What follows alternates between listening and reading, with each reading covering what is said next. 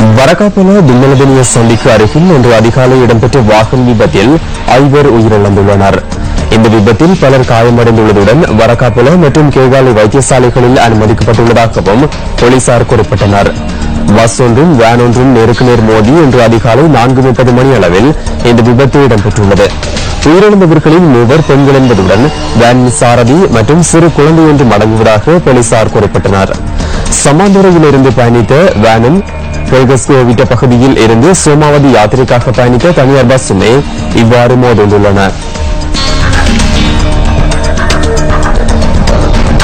சுகாதார அமைச்சர் ஆதித்ய சேனாரத்னவினால் புற்றுநோய் ஒழிப்பு மற்றும் கட்டுப்படுத்தும் செயற்பாடு தொடர்பில் விளக்கமளிக்கும் நிகழ்வு நேற்று இலங்கை மன்ற கல்லூரியில் இடம்பெற்றது.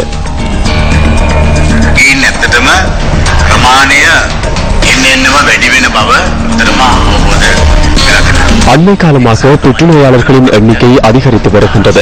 இதன் காரணமாகவே இவ்வாறான நிகழ்வை ஏற்பாடு செய்வதற்கான தேவை ஏற்பட்டுள்ளது. எந்த வருடமும் இல்லாத வகையில் சுகாதாரத்துறைக்காக இம்முறை வரவு செலவு திட்டத்தில் 45 பில்லியன் ரூபாய் மேலதிகமாக ஒதுக்கப்பட்டுள்ளது.